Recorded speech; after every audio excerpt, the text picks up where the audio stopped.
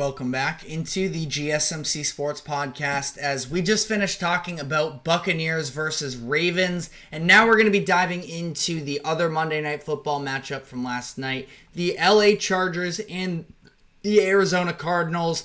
Ultimately, a little bit of a sloppy game from both sides from an offensive perspective. It is the Cardinals winning in what was a low-scoring affair. They end up hitting a walk-off field goal to win this game 17-15. So we'll start with the Cardinals here because they are just an enigma at this point. They are so hard to really place a finger on, where they have, just been so back and forth in terms of what you're going to get from them on a game-to-game basis where, their offense has been massively erratic for the majority of this season. We've seen huge performances from the offense in games like the Bills and the Rams early on, and then since then, it's been a lot of mediocrity. We've seen their defense really struggle in recent weeks, most notably allowing 42 points to the Washington Commanders a few weeks ago. Yet they come out in this game, and this is where I do think that Jonathan Gannon has proven his worth at least a little bit on the defensive side of the ball, that he is able to, and again, this is against a Chargers offense that doesn't have a ton of firepower necessarily. You look at, no disrespect by any means, but Will Dissly being the leading receiver for the Chargers. I mean, they have issues in their own right. But when you talk about these matchups where, the personnel, offense to defense is a little bit more evened out, this defense can have success. And I am still a believer in Jonathan Gannon. I do think that, there are issues, and specifically on that defensive side of the ball, they are a little bit undermanned, very much reliant on young players, a lot of rookies involved in the mix as well, that, they went out, they spent on a couple of, more veteran players that they're hoping can take on bigger roles for them moving forward maybe, or at least be stopgap guys that can sort of, be reliable, at least in the meantime, while they try and, piece this all together. You look at the addition of Kaiser White from the other year, him now playing his second year in Arizona. Mack Wilson, linebacker from New England last season, they bring him over. Thought that Wilson made a number of impactful plays in this game as well. That this is a Cardinals team that they can compete. Now, offense is really where the volatility lies, and that's where I get so frustrated with this group and with Kyler Murray, because really this is a pretty solid overall offensive core. You have a fine offensive line for the Cardinals. They're not superstars by any means necessarily, but they can certainly hold their own. They have good players on the line for them as well, so it's not like Kyler has to be in this superhuman scrambling mode where he has to do everything. I mean, are they elite? Certainly not. But, they're definitely sustainable. I like the receiving options that they have in having now Trey McBride, Marvin Harrison Jr., Michael Wilson is a fine option. Greg Dortch, I don't mind as a slot guy for them.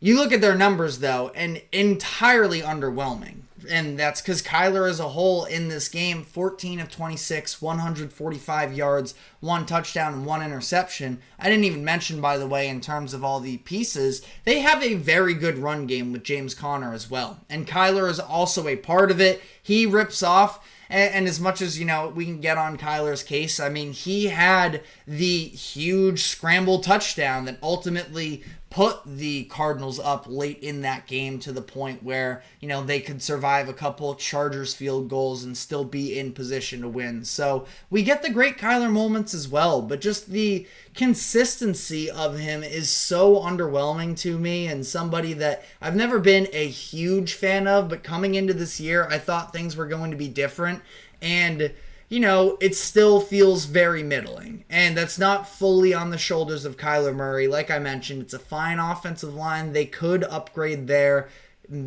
the fact that I mentioned Michael Wilson as one of the top receivers, I mean, maybe you want to ding that as that's a bad look, but Michael Wilson had a pretty solid rookie season, and that was with Josh Dobbs, being the quarterback for over half the season. That Wilson, I don't think he's a bad player whatsoever. Trey McBride has emerged as one of the bright young tight ends in the league as well. That I do still feel like I sit around waiting for more with the Cardinals, and I mean, they're very much alive in theory for a playoff push this season. They're currently 3-4 now after this win. We just talked about it with the Buccaneers on the previously in the last segment, the fact that the NFC playoff picture in terms of the wild card race is very much, a contested spot there. But first off, I'd also add NFC West. It is an open division right now. We're going to talk about the 49ers a bit here in terms of where they are currently at.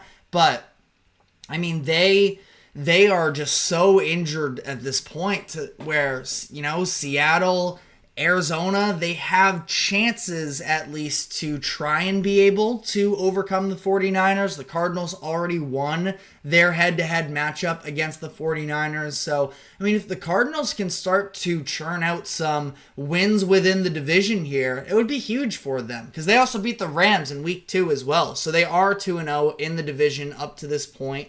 And maybe we can see them sort of round a corner eventually. They have very winnable games on the schedule for the next few weeks. They are playing the Miami Dolphins this week. Still TBD. I guess Tua might play in this game, so we'll see about that. Would be a tougher matchup for sure if Tua is available for Miami. Then they're at home against the Bears. Early lean would be the Bears, but I'm just saying it's certainly possible that the Cardinals could win that game. And then the Jets at home as well. Then you get a bye week before your first matchup against Seattle. Extra time to prepare for that one in what could be a season-defining game there in week 12. So Cardinals definitely not out, but it seems like at this point with the Cardinals, whatever you expect them to do, they're just going to do the complete opposite of, let's put together a random, very nice defensive performance one night against a playoff hopeful Chargers team, which sort of leads me into the Chargers as well. And, a lot of people aren't necessarily there with it. I just have to have sympathy for Justin Herbert based off of how this tenure here with the Chargers has gone. I thought he was very good last night. 27 of 39, 349 yards. Now the issue is 0 touchdowns and 0 interceptions. I guess not a problem there, but the lack of getting in the end zone has become a huge problem for the Chargers, where they flashed some graphic. I think they were up to 12 or so consecutive drives without a touchdown. That must have been extended from that point on as well because they had to settle for another couple field goals after that. So all 15 points coming off of field goals. Justin Herbert is doing, I think, largely what he can with what he's given. And that's for a couple different reasons. I mean, number one, should have had a touchdown pass to Jalen Reagor, but of course Reagor ends up fumbling into the end zone because, obviously that's what Jalen Reagor would do. That was his lone target of the night. And after that, I mean, it's certainly frustrating that the Chargers offense was, from that point on, completely unable to really move the ball in an effective way. I mean, Herbert was airing it out as much as he could, where he was going to Will Dissly and Stone Smart sort of down the stretch of this game to try and keep their hopes in the balance here. And the running game, massively disappointing from the Chargers in this game, really. You look at a team total of 22 carries for 59 yards. J.K. Dobbins, pretty underwhelming in this game. Not that it's entirely his fault. And give credit to Arizona. Like I mentioned, they did invest into a number of different linebackers and invest into Budda Baker as well, giving him a contract extension, trying to build up a more well-rounded defense, or at least a defense that has, options for them, as they do have so many pieces that they need to fill on that side of the ball that, being able to shut down what has been a good Chargers rushing attack is certainly impressive from Arizona. But again, with the Chargers, it just feels like their offense is so underwhelming, which is really hard to wrap my head around as somebody who does think that Justin Herbert is a very good quarterback. And, he's been dealing with injuries this season as well, trying to work through this. It was the foot injury in training camp. Then he had the ankle sprain as well. Now he seems to, last night, have suffered a thumb injury. And it's just a situation where the Chargers have have not done anything really to help him out all that much. I think we've seen flashes from Ladd McConkey, the receiver that they drafted in the second round this year. Will Dissly with a nice game last night, like I mentioned, but overall it is still a very mediocre offense, and they need to be better. I don't know if that's coming this season though. So when you look at the Chargers' playoff hopes, they're definitely in it because the AFC is as open as it currently is. I want to double check here if I can. The Chargers right now would be the first team out of the playoffs at 3-3. Teams ahead of them, specifically in the Colts and the Broncos, I think are very possible to catch up to either one of them. I don't think that the Colts or Broncos are particularly great. Now, it's kind of a couple different things here. The Chargers do have a very good defense, which I do want to reference as well. And, part of where I am underwhelmed by Kyler Murray, but it's not like it was nothing. The Chargers defense has become a very good unit. I also think the Broncos defense is better, though. The Colts, I just don't think are particularly all that good of a team. So, the Chargers are certainly in this race, but I have a hard time imagining they're going to be able to hold off a team like the Bengals behind them. Are the Bengals great? Probably not even either. Been pretty ugly from their offense these past couple weeks. Weird slugfest game that they just played in against the Browns. But, they're certainly on the tails of the Chargers and these other wild card teams.